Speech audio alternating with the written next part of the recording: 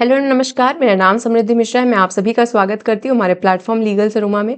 आज की क्लास में हम लोग बात करने जा रहे हैं स्पेसिफिक रिलीफ एक्ट 1963 के बारे में। ये एक्ट बहुत इंपॉर्टेंट है, पर हम इसको इतनी इंपॉर्टेंस देते नहीं है क्योंकि हम इसको कॉन्ट्रैक्ट एक्ट के साथ पढ़ के ख़त्म कर देते हैं। बस मार्जिनल नोट देख लिया कि टेम्पररी इंजंक्शन कहाँ है, परपेचुअल इंजंक्शन कहाँ है, बस बात ख़त्म। यहीं से तो क्वेश्चन आते हैं, पर ऐसा नहीं होता है। पेपर पैटर्न बहुत चेंज हुआ है, बहुत सारी चीज़ें विद इन द लाइन पूछ लेते हैं हम।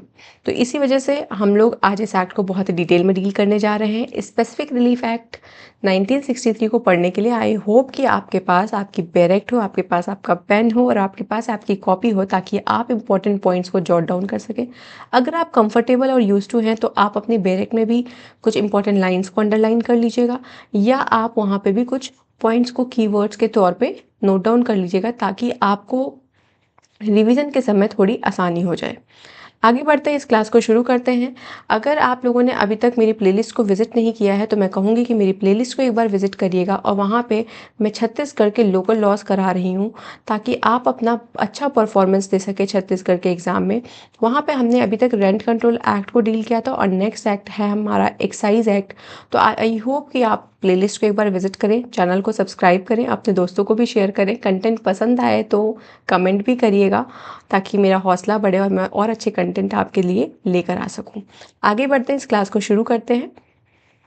कुछ पॉइंट्स लेकर आई हूँ जो कि आपको याद कर लेना चाहिए, ताकि एग्जाम में अगर क्वेश्चंस बनते हैं इन पॉइंट से तो आपको कोई दिक्कत ना हो।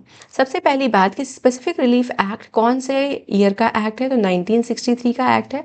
कौन सा एक्ट है? एक्ट नंबर 4 है इसका। प्रेसिडेंट की एसेंट कब मिली है? तो इसको 13 दिसंबर 1963 को एसेंट मिली है। उसके बाद इन्फोर्समेंट डेट की अगर हम बात करते हैं तो 1 मार्च 1964 को इसको इन्फोर्स किया गया था। इसमें मेजर अमेंडमेंट हुए थे 2018 में, और वो अमेंडमेंट कब इन्फोर्समेंट में आए थे? तो वो 2018 के 1 अक्टूबर को इन्फोर्समेंट में आ गए थे। अब स्ट्रक्चर ऑफ द एक्ट की अगर हम बात करते हैं तो हमारे पास 3 पार्ट है, 8 चैप्टर्स हैं, 44 सेक्शंस हैं और 1 शेड्यूल्स हैं। इसको और भी अच्छे से देख लेते हैं इसके स्ट्रक्चर को। तो पार्ट नंबर 1 बात करता है प्रिलिमिनरी के बारे में, जिसमें सेक्शन 1 से 4 है। पार्ट नंबर 2 डील करता है स्पेसिफिक रिलीफ के बारे में, जिसमें सेक्शन 5 से 35 है। पार्ट नंबर 3 डील करता है प्रिवेंटिव रिलीफ के बारे में, जिसमें सेक्शन नंबर 36 से 44 है। पार्ट नंबर 2 जब हम पढ़ते हैं तो हमारे पास कुल 6 चैप्टर्स हैं। पहला चैप्टर डील करता है recovery of possession of property के बारे में, जिसमें आपके पास सेक्शन 5 और 8 है, जिसे आज हम पढ़ेंगे। उसके बाद आता है चैप्टर नंबर 2, जिसमें हम बात करते हैं specific performance of the contract के बारे में। चैप्टर नंबर 3 रेक्टिफिकेशन की बात करता है। चैप्टर नंबर 4 रेसेशन की बात करता है। रेक्टिफिकेशन में सिर्फ एक सेक्शन है, सेक्शन नंबर 26, और रेसेशन में आपके 27 से लेकर 30 तक के सेक्शंस हैं, जो है चैप्टर नंबर 4 में।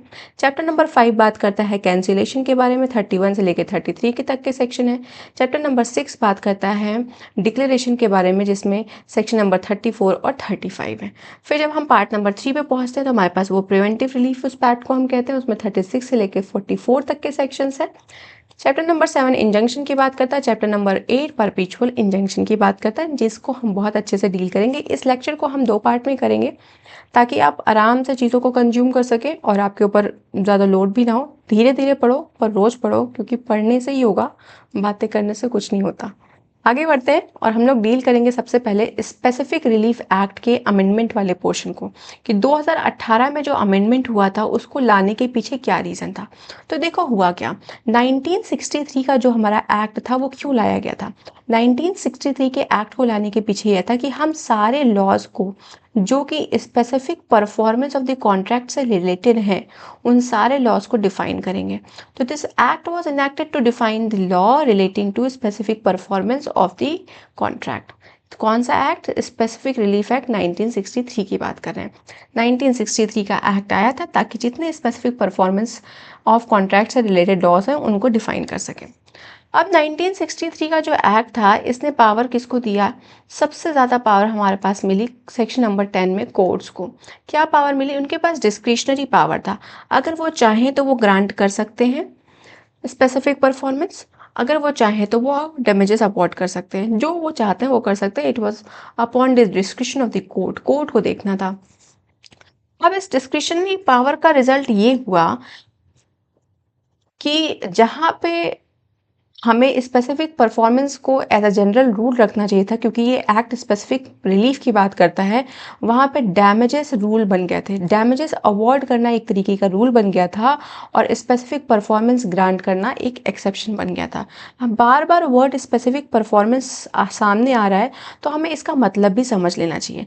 स्पेसिफिक परफॉर्मेंस का मतलब होता है exact fulfilment of the obligations contained in the contract. पूरा का पूरा जो ऑब्लिगेशंस आपके कॉन्ट्रैक्ट में दिया है, उस पूरे ऑब्लिगेशन का एग्जैक्ट फुलफिलमेंट जब होता है तब हम उसे क्या कहते हैं, स्पेसिफिक परफॉर्मेंस। अगर कोर्ट ग्रांट करती है, अगर कोर्ट एज अ रेमेडी दे देती है कि स्पेसिफिक परफॉर्मेंस आपको करानी है, तो ये पार्टी जो है, जो भी पर्सन है, उनकी ड्यूटी बन जाती है कि जितने भी इसेंशियल्स दिए हैं कॉन्ट्रैक्ट में उनको फुलफिल करे according to its terms and condition. तो कहते हैं if the remedy of the specific performance is granted by the court then the person has to perform the contract according to its terms and conditions. तो terms and conditions के हिसाब से उसको वो contract को परफॉर्म करना पड़ेगा। अब डिस्क्रिशनरी पावर का मिसयूज़ हुआ 1963 के जो सेक्शन नंबर 10 में है, और रिजल्ट ये हुआ कि कोर्ट हर बात पे डैमेजेस अवॉर्ड करने लगी थी और स्पेसिफिक परफॉर्मेंस एक एक्सेप्शन बन गया था। कभी एक्सेप्शनल केस में दे दिया तो दे दिया, अदरवाइज वो बात ही नहीं करते थे उसकी। तो 2016 में एक कमेटी बिठाई गई, उस कमेटी का नाम था एक्सपर्ट कमेटी। एक्सपर्ट कमेटी एक रिपोर्ट लेकर आती है, वो कहती है कि देखो इंडिया में जिस हिसाब से डेवलपमेंट हो रहा है, जिस हिसाब से इंडस्ट्रीज एक्सपैंड कर रही हैं, उस हिसाब से अगर आप स्पेसिफिक रिलीफ एक्ट 1963 को लेकर चलते हैं तो बड़ी प्रॉब्लम आने वाली है, बिकॉज वो एक्ट मेंटेन नहीं कर पाएगा उस स्पीड को जिस स्पीड से इंडिया में ग्रोथ हो रहा है, जिस स्पीड से इंडिया में डेवलपमेंट हो रहा है। इसीलिए there is need to bring some extensive reforms. Reforms क्यों लाने थे? ताकि जो इन्फोर्समेंट है कॉन्ट्रैक्ट का उसको हम फैसिलिटेट कर सके। अरे भाई, जब आपको हमने बोला कि आपको स्पेसिफिक परफॉर्मेंस ही एज अ रेमेडी ग्रांट करनी है, लेकिन आपने क्या किया, डिस्क्रिशनरी पावर के हिसाब से आप डैमेजेस अवॉर्ड करने लगे। तो इस रिपोर्ट में जो ये कमेटी थी उसका यही कहना था कि देखो हमें कॉन्ट्रैक्ट इन्फोर्स कराना है, उसकी स्पेसिफिक परफॉर्मेंस होनी चाहिए, इसीलिए उसको फैसिलिटेट करने के लिए हमें कुछ एक्सटेंसिव रिफॉर्म्स लेकर आने पड़ेंगे। ठीक है, और इसके बाद वो इसलिए भी ज़रूरी था ताकि स्पीडी सेटलमेंट्स हो सके, जो कि बहुत ही इसेंशियल है for the business friendly environment of the nation. I hope कि आपको समझ में आ रहा हो कि 2018 के अमेंडमेंट के पीछे क्या रीज़न है। इसको आप एक बार फिर से पढ़ सकते हैं कि स्पेसिफिक रिलीफ एक्ट क्यों आया, ताकि जो भी law related to specific performance हैं उनको हम डिफाइन कर सके। सेक्शन 10 में डिस्क्रिशनरी पावर दिया गया था जिसको अमेंड कर दिया गया है अब, और उस पावर का यूज़ करते हुए ये लोग हर बात पे डैमेजेस अवॉर्ड करना शुरू कर दिए थे। कौन? कोर्ट अवॉर्ड करता था। स्पेसिफिक परफॉर्मेंस एक तरीके का एक्सेप्शन बन चुका था। एक्सपर्ट कमेटी की रिपोर्ट आती है 2016 में, और उस रिपोर्ट में कहा गया कि दी अनअमेंडेड एक्ट, जो अनअमेंडेड एक्ट कौन सा है, 1963 का एक्ट है, could no longer keep pace with the scale of India's rapid economic development and industrial expansion. So, extensive reforms are required to facilitate the enforcement of contract and speedy settlements, which are essential to the creation of business-friendly environment. I hope मैं clear हूँ। ना clear समझ में आया हो तो थोड़ा सा आप इसको आराम से सुनिएगा रिवाइंड करके। आगे बढ़ते हैं। Features of the amendment act. अब 2018 के अमेंडमेंट से क्या क्या अमेंड हुआ, तो इसमें बहुत सारी चीज़ें अमेंड हुई। मेजर अमेंडमेंट हुआ सेक्शन नंबर 20 में, सेक्शन नंबर 10 में 14A को ऐड किया गया, 20B-C को भी ऐड किया गया, और बाकी इन सब में भी थोड़े थोड़े से माइनर अमेंडमेंट हुए थे सेक्शन नंबर 6 में, सेक्शन नंबर 15 में और सेक्शन नंबर 21 में। हम एक एक करके सब चीज़ डील करेंगे। सबसे पहले हम बात करने जा रहे हैं सेक्शन नंबर 6 के बारे में। सेक्शन नंबर 6 क्या कहता है? Suit by person dispossessed of immovable property. अगर किसी पर्सन को किसी इमूवेबल प्रॉपर्टी से डिस्पोजेस कर दिया है तो वो उस इमूवेबल प्रॉपर्टी को रिकवर कर सकता है by a suit. Suit file करके वो उसको रिकवर कर सकता है। जैसे ये आपका घर था, ठीक है,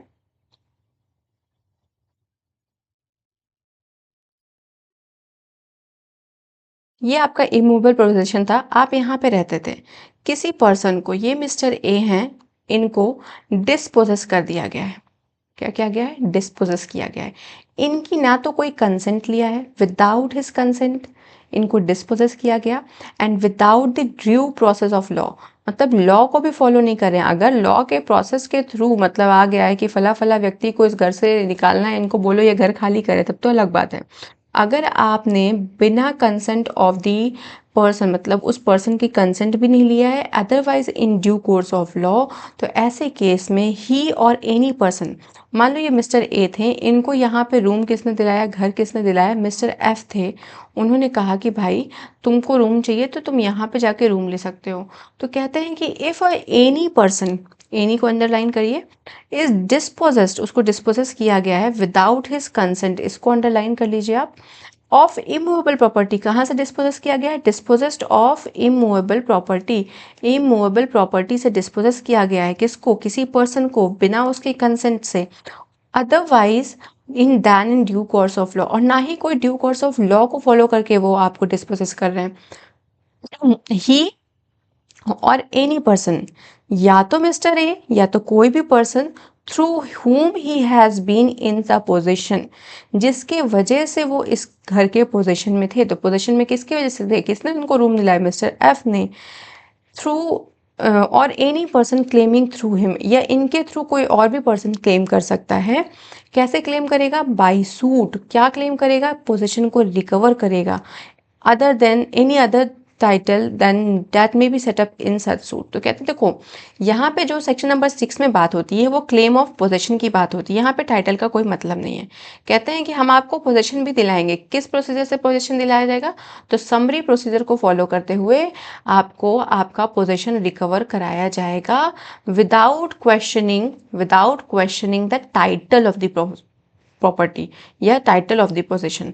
तो कहते हैं कि आपके टाइटल पे हम कोई क्वेश्चन नहीं कर रहे हैं, ये पूरा सेक्शन क्लेम ऑफ पोजीशन पे डील करता है। यहाँ पे हम कह रहे हैं कि हम आपको आपका रिकवरी करवाएंगे आपके पोजीशन का through summary procedure without questioning the title. तो क्या हमने पढ़ा कि कोई भी पर्सन है जिसको उसकी कंसेंट के बिना इमूवेबल प्रॉपर्टी से डिस्पोजेस किया गया है, otherwise then in due course of law, मतलब लॉ को भी फॉलो नहीं कर रहे हैं, तो without due course of law भी उनको डिस्पोजेस किया गया है, तो वो पर्सन मिस्टर ए क्लेम कर सकते हैं। किसके थ्रू क्लेम करेंगे, तो वो क्लेम कर सकते हैं उस पर्सन के थ्रू भी जिन्होंने उस घर का पोजीशन उनको दिलाया था, दैट इज मिस्टर एफ, या कोई और पर्सन जो मिस्टर ए के थ्रू क्लेम करना चाहता है तो वो भी कर सकता है। 3 लोग क्लेम कर रहे हैं यहाँ पे, तीनों में से कोई एक कर सकता है, मतलब 3 लोग की बात की गई है। कैसे क्लेम करेंगे, तो एक सूट फाइल करके क्लेम करेंगे, क्या करेंगे, पोजीशन को रिकवर कराएंगे। और यहाँ बोलते हैं कि हम आपका जो पोजीशन था उसको रिकवर कराएंगे, किस प्रोसेस के थ्रू, तो इसको ये पूछा जा सकता है, तो समरी प्रोसीजर के थ्रू आपका पोजीशन रिकवर होगा, समरी प्रोसीजर के थ्रू, ठीक है। और आपके टाइटल पे कोई भी क्वेश्चन नहीं आएगा, without questioning the title. Am I clear यहाँ तक। सब सेक्शन 2 कहता है कि no suit under this section shall be brought after the expiry of 6 month. अगर 6 महीने हो गए आपको डिस्पोजेस हुए और उसके बाद आप अगर जाके सूट फाइल करके लाते हैं तो आपको उस सूट को इंटरटेन नहीं किया जाएगा। No suit shall be brought against the government, government के अगेंस्ट भी आपको सूट लेकर नहीं आना है। तो कहते हैं मान लो कि आपका डिस्पोजेशन हो गया फरवरी में और आप 6 महीने बाद जाते हो, मार्च बीत गया, अप्रैल बीत गया, मई, जून, जुलाई बीत गया, अगस्त, सितंबर, आप अगस्त में या सितंबर में जाते हैं कि भैया हमारा जो है कितने मंथ हुए, फेब 1 2 3 4 5 6, जुलाई बीत गई और आप अगस्त में जाते हैं। अगस्त में जाके आप क्या बोलते हैं कि हमारा जो है सूट है हमको घर से निकाल दिया गया है, हमें रिकवरी क्लेम करनी है, ऐसे ऐसे करके। तो कोर्ट कहेगा जाओ जाओ, कहाँ सो रहे थे तुम 6 महीने से, हम तुम्हारे सूट को इंटरटेन करने वाले नहीं हैं। और अगर आप गवर्नमेंट के अगेंस्ट सूट लेके जाते हैं तो उसको भी कोर्ट इंटरटेन नहीं करेगा। साथ ही साथ सबसेक्शन 3 ये भी बोलता है कि आप ना तो कोई अपील करने वाले हैं, कोई अपील नहीं होगी किसी भी ऑर्डर के खिलाफ जो इस सेक्शन में पास किया गया है। No appeal shall lie from any order, कोई भी ऑर्डर या डिक्री जो कि इस सूट में पास किया गया है उसके लिए आप कोई भी अपील नहीं कर सकते हैं। और नॉर एनी रिव्यू, रिव्यू भी नहीं होगा, अपील भी नहीं होगा, रिव्यू भी नहीं होगा, सिर्फ रिवीजन अलाउड है, ठीक है, सिर्फ रिवीजन अलाउड है। No appeal and review is allowed under subsection 3 of section number 6। Am I clear यहाँ तक। आगे बढ़ते हैं। आगे बोलता है सबसेक्शन 4 की nothing in this section shall bar any person from suing to establish his title. अगर आपको अपने टाइटल को एस्टैब्लिश करना है तो करो, हमारा सेक्शन आपको बार नहीं करता है। आगे बढ़ते हैं सेक्शन नंबर 10 के लिए। देखिए फीचर्स में हमने सेक्शन नंबर 6 को पढ़ लिया। अब इसमें मैं बता देती हूँ आपको कि अमेंडमेंट से क्या ऐड किया गया था। तो सेक्शन 6 में जो ये हमने रेड लाइन से मार्क किया है, हाईलाइट किया है, इसी को ऐड किया गया था अमेंडमेंट से कि through whom he has been in possession, जिसके थ्रू वो उस पोजेशन में गया था वो व्यक्ति भी क्लेम कर सकता है। This was the addition made by the 2018 amendment. Section 6 clear है। आगे बढ़ते हैं सेक्शन नंबर 10 पढ़ेंगे। सेक्शन नंबर 10 अभी मैंने आप लोगों को बताया कि सेक्शन नंबर 10 जब हमारा 1963 के एक्ट में था तो वहाँ पे वो डिस्क्रिशनरी पावर दे रहा था कोर्ट को, लेकिन अब यहाँ पे वो पावर चेंज हो गई है।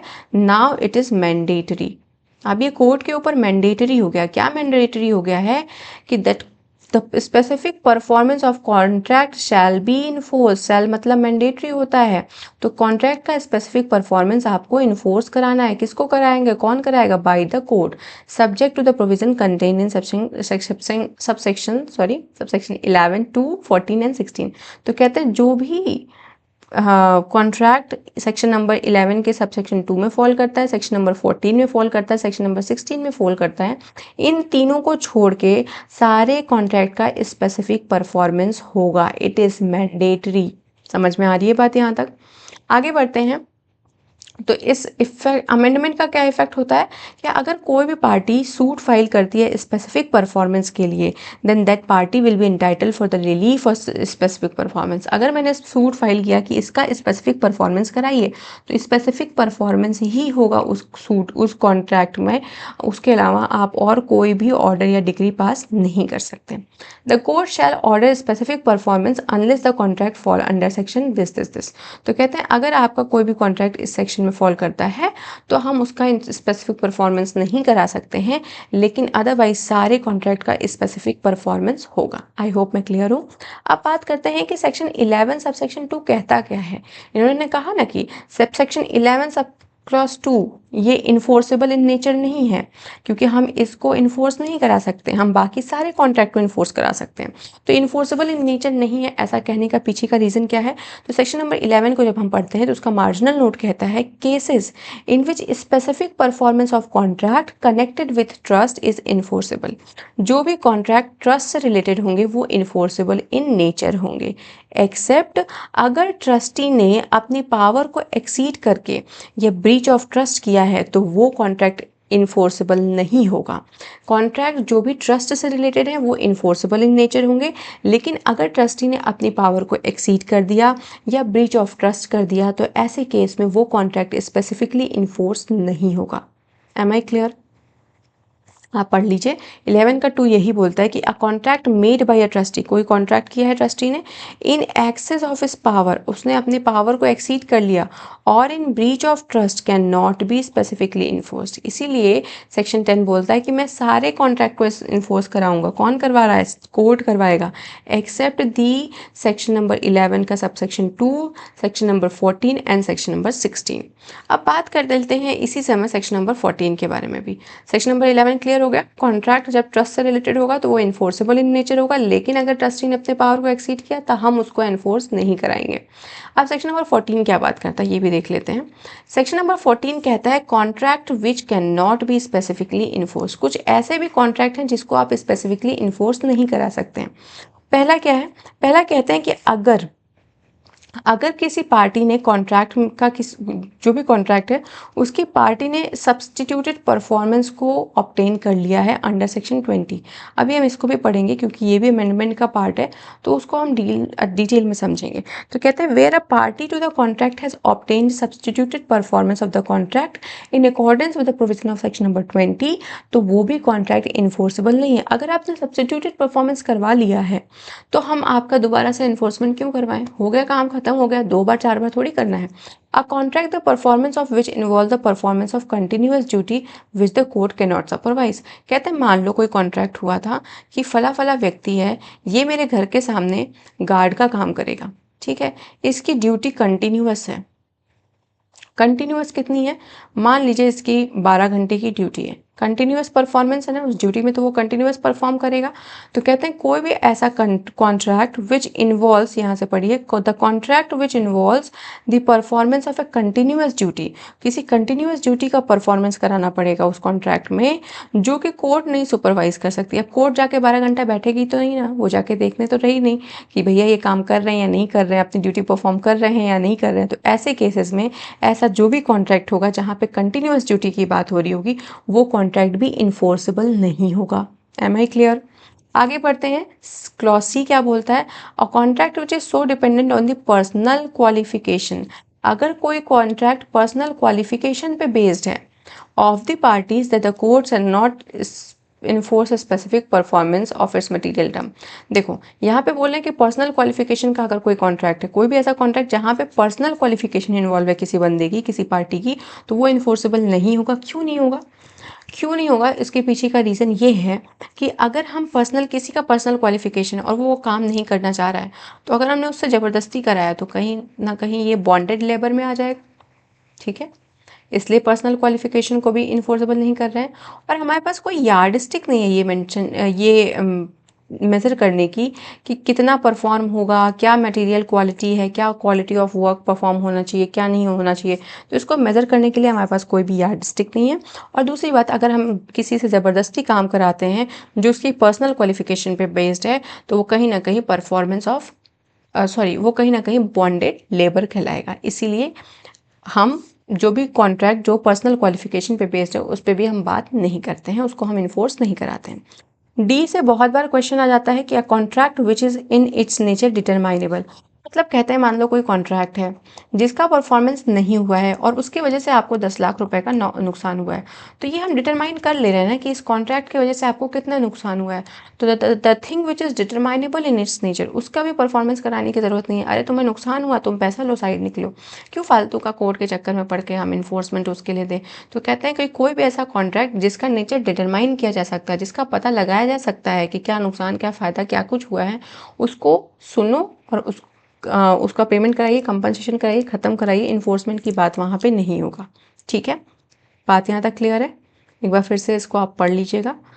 सेक्शन 14A को भी अमेंड करके लेकर आया गया था 2018 में। तो इस पे कहते हैं कि कोर्ट के पास पावर है कि वो इंगेज कर सकते हैं एक्सपर्ट्स को without prejudice to the generality of the provision contained in CPC. CPC में जो प्रोविजन है उनको बिना प्रेजुडाइज करते हुए कहते हैं कि where the court consider it necessary to get expert opinion, जहाँ कोर्ट को लगता है कि हमें एक्सपर्ट ओपिनियन की ज़रूरत है, टू असिस्ट इट, कोर्ट को असिस्ट करने के लिए, ऑन एनी स्पेसिफिक इशू, कोई स्पेसिफिक इशू इन्वॉल्व है किसी सूट में, कोई सूट है जिसमें कोई स्पेसिफिक इशू इन्वॉल्व है और वहाँ पे कोर्ट को लगता है कि मुझे किसी न किसी की असिस्टेंस की ज़रूरत है, तो ऐसे केस में क्या होगा, इट मे इंगेज, मतलब ये उनके ऊपर है कि वो चाहें तो इंगेज कर सकते हैं। कितने लोगों को? एक या एक से ज़्यादा एक्सपर्ट्स को इंगेज कर सकते हैं और उनको बोलेंगे कि आप जो है कोई रिपोर्ट तैयार करिए उस इशू पे, उनको बोलेंगे कि आप एविडेंस लेकर आओ, कुछ डॉक्यूमेंट्स का प्रोडक्शन करो, मुझे इस पर्टिकुलर इशू पे, इस स्पेसिफिक इशू पे हेल्प चाहिए।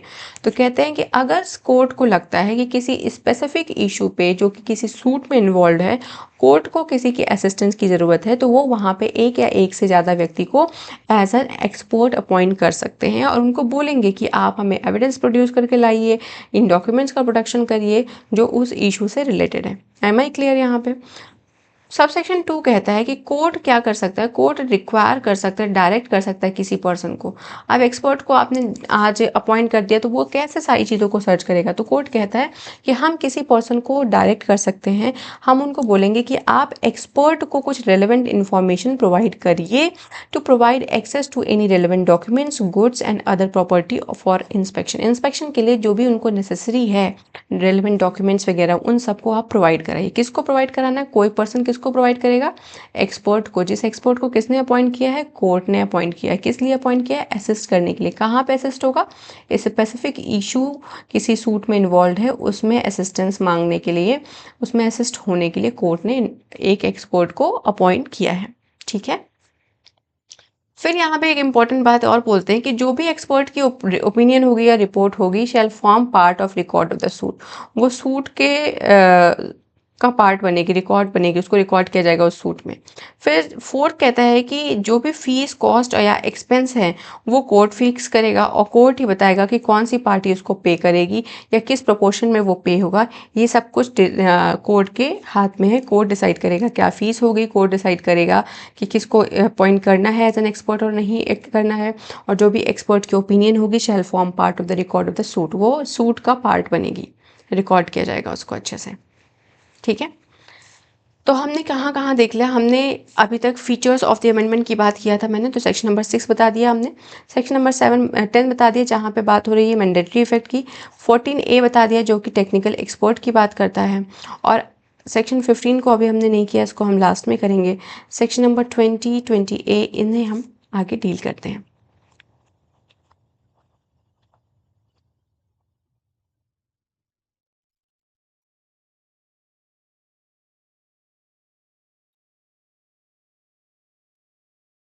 ठीक है, अभी हमने एक सेक्शन पढ़ा जो बोलता है कि कॉन्ट्रैक्ट इन्फोर्सेबल नहीं है। हम इसको पढ़ क्यों रहे हैं सेक्शन नंबर 16 को, क्योंकि हमने सेक्शन नंबर 10 में पढ़ा कि 11 सब सेक्शन 2, सेक्शन 14, सेक्शन 16 को छोड़ के सारे कॉन्ट्रैक्ट इन्फोर्सेबल इन नेचर होते हैं। तो 11 देख लिया, 14 देख लिया, 14 के साथ हमने 14A भी कर लिया। अब हम 16 करेंगे। 16 में क्या बोल रहे हैं, specific performance of a contract can not B enforce in favour of a person. कहते हैं कुछ कॉन्ट्रैक्ट को हम इन्फोर्स नहीं करा सकते in favour of a person. वो कौन सा है, जैसा हमने सेक्शन नंबर 14 की क्लॉज ए में पढ़ा कि वो सब्स्टिट्यूटेड परफॉर्मेंस अगर हो गया सेक्शन नंबर 20 में तो वो इन्फोर्सेबल नहीं होगा, वैसे ही सेक्शन 16 का ए भी कहता है कि who has obtained a substituted performance under section number 20, तो उस पर्सन के फेवर में हम कॉन्ट्रैक्ट को इन्फोर्स नहीं कराएंगे।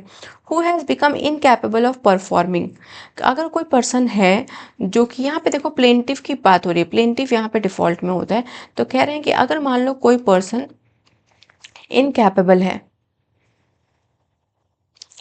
इनकैपेबल टू परफॉर्म, या वॉयलेट करता है कोई इसेंशियल टर्म्स एंड कंडीशन जो कॉन्ट्रैक्ट का है, और the contract that on his part remains to be perform, या उसके पार्ट पे जो कॉन्ट्रैक्ट बचा है उसका परफॉर्मेंस बचा हुआ है, या उसने फ्रॉड कर दिया है, या विलफुली वो कुछ ऐसे हरकतें कर रहा है जिसकी वजह से हमें कॉन्ट्रैक्ट के इन्फोर्समेंट में दिक्कत आएगी, तो ऐसे पर्सन के कॉन्ट्रैक्ट को भी हम स्पेसिफिक परफॉर्मेंस नहीं कराएंगे। कोई भी व्यक्ति अगर फ्रॉड कमिट कर रहा है या कोई इसेंशियल टर्म्स एंड कंडीशन को वायलेट कर रहा है, तो ऐसे व्यक्ति के कॉन्ट्रैक्ट को इन्फोर्स कराने या उसके स्पेसिफिक परफॉर्मेंस कराने की कोई ज़रूरत नहीं है। फिर बोलते हैं अगर कोई पर्सन अपने आप को प्रूव नहीं कर पाया, इस पर भी बहुत क्वेश्चंस बनते हैं कि that person who has fail to prove himself, क्या प्रूव नहीं कर पाया, रेडीनेस एंड विलिंगनेस प्रूव नहीं कर पाया है, तो ऐसे व्यक्ति के कॉन्ट्रैक्ट को भी हम इन्फोर्स नहीं कराते हैं। सेक्शन नंबर 20 बात करता है सब्स्टिट्यूटेड परफॉर्मेंस के बारे में। आई होप यहाँ तक आपको चीज़ें समझ में आई होंगी, नहीं समझ में आई हो तो 1 मिनट का ब्रेक देती हूँ, आप चीज़ों को फिर से देख लीजिए। ठीक है,